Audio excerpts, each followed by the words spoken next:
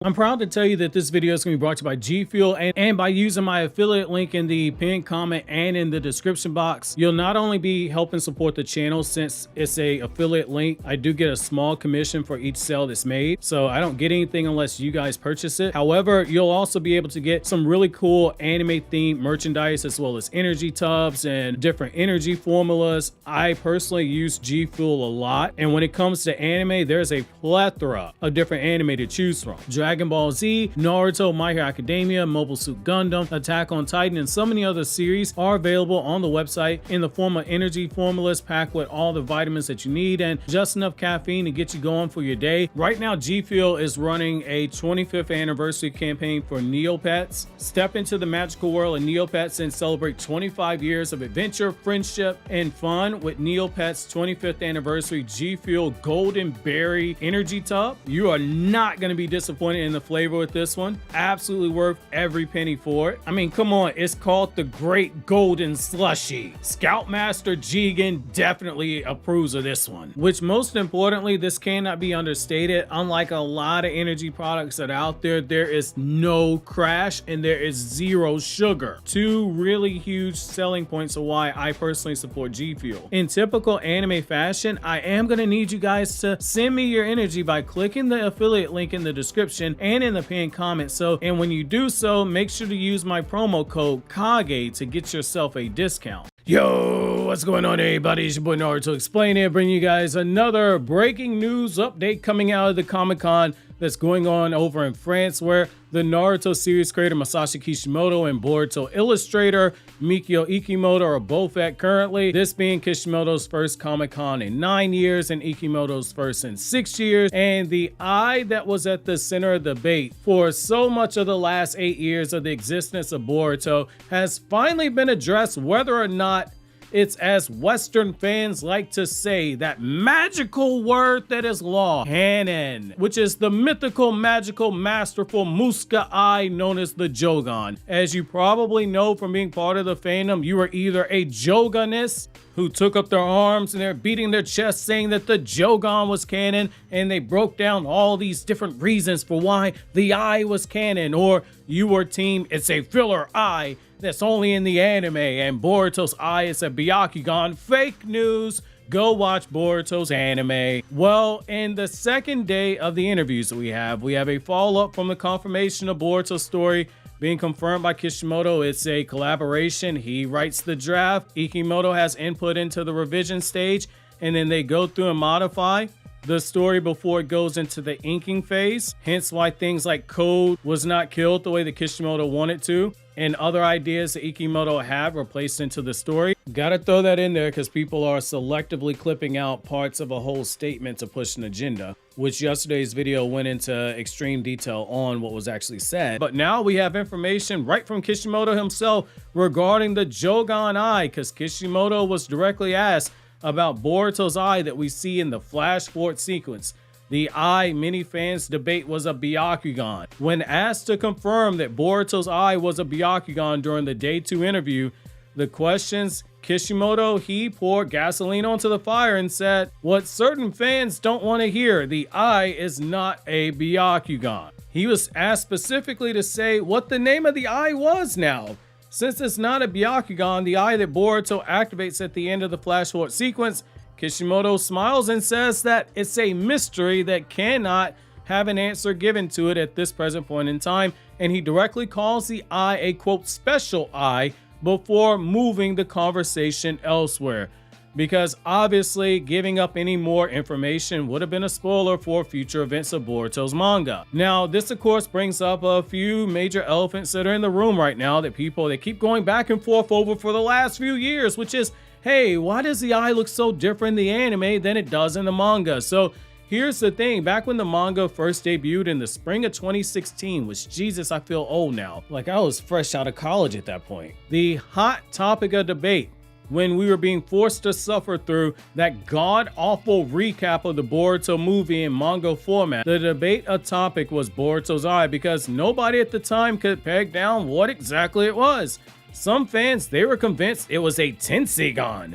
because that was an eye that we just saw 2 years prior in real time, and people, they were already speculating that prior to the Mitsuki one-shot that Toneri was Mitsuki's father. So that naturally led to people trying to say this eye was a Tensagon. Don't ask the logic behind it. Don't want to relive those nightmares from 2016. Others were saying that it was a byakugan, and at first glance it was very easy to say, hey, that might be right, that might be a byakugan.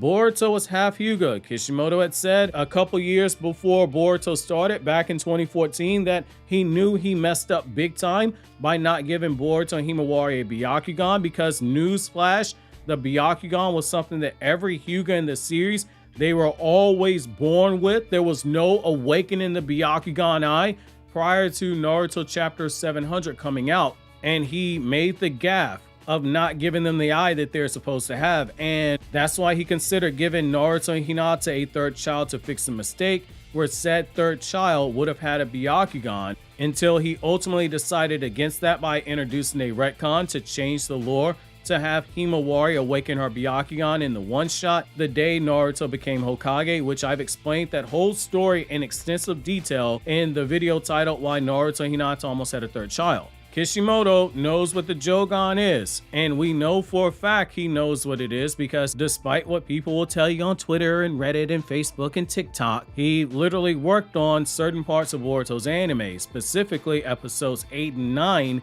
which deal with Toneri visiting Boruto in his dreams, Boruto seeing his Jougan, and we got updated lore on how the Byakugan Kekkei Genkai works with the Hyuga clan, which that is also covered in depth in the Is Boruto 80% Filler Debunked video. Not trying to plug the other videos, but I don't want to repeat information I've already made videos on. The Prodigy animator who worked on Boruto, who got his start in the Naruto Shippuden anime, who worked on the fights that you're seeing on the screen right now in these two back-to-back clips, so a very talented animator. Shang-Chi Wong is the one who told us the name of the eye back when he used to have a blog in the 2010s, where early on in Boruto's anime, weeks before the name Jougan was ever uttered in the anime, he stated that during pre-production the eye was called the Jougan, and that he had been briefed on what the powers of the eye were. He said that when they were in the pre-production phase of Boruto, they didn't know what the markings on Boruto's body were, which at the time, he said the author, who was Ukyo Kodachi back then, was still figuring out what those markings were going to be, which goes back to what Ikemoto told us in 2017. Boruto and Kawaki's designs, they were subject to change for the time skip, which we've seen, because Ikemoto was given orders by Kishimoto to focus on making Boruto look so drastically different than he was the last time fans saw him in Boruto the movie. And they kept tweaking the design for Boruto until Kishimoto was finally pleased with it. The powers that he was told that the eye would possess are the powers to sense chakra at a higher level than Naruto's 6-pass chakra mode, including being able to sense emotions, to see the chakra pathway system and chakra in the body better than the Byakugan. It was linked to the Otsutsuki clan dimension. So the same way that Kaguya was able to draw on chakra from other dimensions, and Momoshiki drew on chakra from another dimension in the Boruto movie novel that Kodachi wrote, which was based off of Kishimoto's screenplay, where Momoshiki draws on chakra from one of his dimensions because Naruto and Sasuke, despite not being at full power, they were overwhelming him. And the Jougan has better precognition than the Sharingan, which we see when Boruto's able to see Urashiki in that time slip arc that Kishimoto did the story for the anime. Urashiki was seen by Boruto seconds before he emerged from a whole time space. So the precognition on this eye, it is broken. So the eye, it is cracked, just based on how well it sees chakra, how it has precognition, the sensory ability. That's why Boruto is able to dodge fuse Momoshiki's attack in the anime, because the buff that it gives is huge, because precognition, it means nothing if you are not able to physically react to the attack. So Boruto, he is getting a big power up in the future, and Shang-Chi Wong did say at the time of production, not everything was set in stone for the powers, but most of what we just went over stayed intact for the anime. As for the appearance, that was the whole reason why he ever made the blog post to begin with. People were confused what the eye was. The next sentence is only conjecture on my part. Want to make that clear. But that's why I firmly believe the anime added black to the back of the eye in order to make it easier to differentiate between what that eye was in a Jougan. That's why in episode 293, you still have the appearance of the eye being what it was in episode 1. When Boruto versus Kawaki happens in the manga, the anime adapts the same scene panel by panel, frame by frame in the anime adaptation. The storyboards are a 1-to-1. The only difference is that Boruto's eye is colored black, because when Boruto debuted, only the first 4 pages, the double page spread for chapter 1 and the double page spread for chapter 1's cover, and the first couple of pages of the flash forward sequencer color. Boruto's eye and that whole panel right there, they ran out of colored pages for it.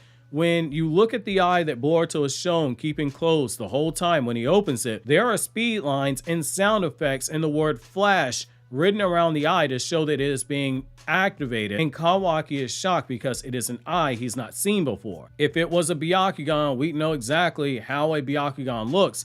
When it's being activated, the byakugan cuts on and the veins are shown in the eye as the blood flow and the chakra increases rapidly towards the eye, which does not happen here. There are no veins around the eye itself. It's not because Boruto is not Otsutsuki, because Otsutsuki, every one of them that had the byakugan, when they cut it on to use it, they have the literal activation and they have veins around the eyes, some Kaguya to Momoshiki to Ishiki, yet with this, we don't see any veins. It's only when the byakugan at rest that there are no veins being shown. At no point during any of the 700 chapters of Naruto's manga, when a byakugan was being used by someone, was there ever a moment where an active byakugan did not have the veins in the eyes shown. It was either at rest with no veins or it was activated and it had veins. There was no in between. This is not the karma seal being the cause for the sound effects, because the sound effects of the karma were already shown on the prior panels before that. You're not doing one sound effect and then doing a second sound effect on the next panel on the same page for the same power in the same action sequence, unless it's 2 different things. Karma sound effect, it is activated with the black kanji and text word bubble and the symbols. However, here we see the sound effects in the eye. It is specifically being zoomed on with speed lines to draw your attention to the eye itself. The eye is only being zoomed in on with speed lines and being pointed to in the direction of the eye as it's activating, because it specifically wants you to pay attention to it. That's basic 101 paneling for manga itself. However, all of that is irrelevant because we have confirmation this is not a byakugan and that this is a special eye that's being kept on the reps. Tell all the old heads out there to start pouring out some liquor like it's the 90s for the byakugan, and tell all the young boys to dip the blunt in some ashes of the byakugan people and take a hint off that blunt out of respect for the fallen byakugan homies. For the fallen byakugan squad. Them boys gone too soon, but I want to offer a word of caution to